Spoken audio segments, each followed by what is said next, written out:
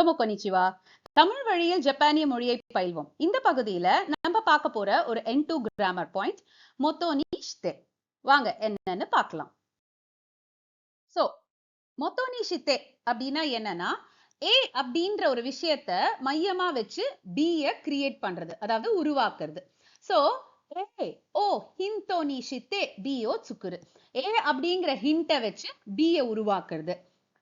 No ஜைரியோ கரா B ஓ சுக்குரு அப்படின்னா அப்படின்ற ingredients அதை வச்சு பி அப்படிங்கிற ஒரு ஃபுட் ஐட்டமையோ ஏதோ ஒன்று கிரியேட் பண்றது. அதே மாதிரி நோ சாங்கோனிஷித் பி ஓ சுரு ஒரு ரெஃபரன்ஸா வச்சுக்கிட்டு அந்த ஏவோட ரெஃபரன்ஸை ஒரு மையமா வச்சுக்கிட்டு நம்ம பிஏ பண்றது. ஸோ இதுதான் மொத்தோ நீஷித்து. இதை ஒரு வீடியோ எக்ஸ்பிளனேஷனாகவும் அடுத்தது அதுக்கப்புறம் அந்த கிராமர் பாயிண்ட்டை சில எக்ஸாம்பிள் சென்டென்சஸ் வச்சும் நம்ம எப்படி அப்படிங்கிறத புரிஞ்சுக்கலாம். ケンちゃんこの小説をもう読みましたか？いいえ、まだです。この小説は自分の学生時代の経験をもとにしてこの小説を書きました。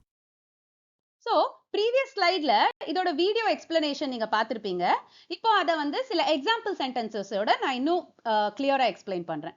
So, for example, この小説は自分の学生時代の経験をもとにしてஷோசெட்ஸு ஓ கக்கிமாஷ்டா அப்படின்னா என்ன அர்த்தம்? இந்த நாவலை நான் என்னுடைய ஸ்கூல் லைஃப் அதை மையமா வச்சுதான் இந்த நாவலை எழுதியிருக்கேன் அப்படின்னு சொல்றாரு.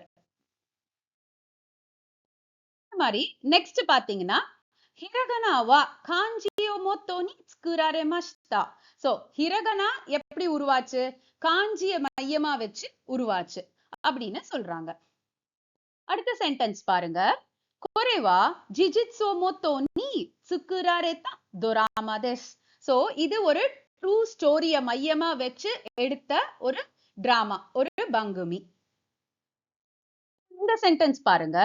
அங்கேத்தோ நோ கெக்கா ஓ மொத்தோ நி ஷித்தே ரெப்போர்ட்டோ ஓ கக்கிமாஷ்டா.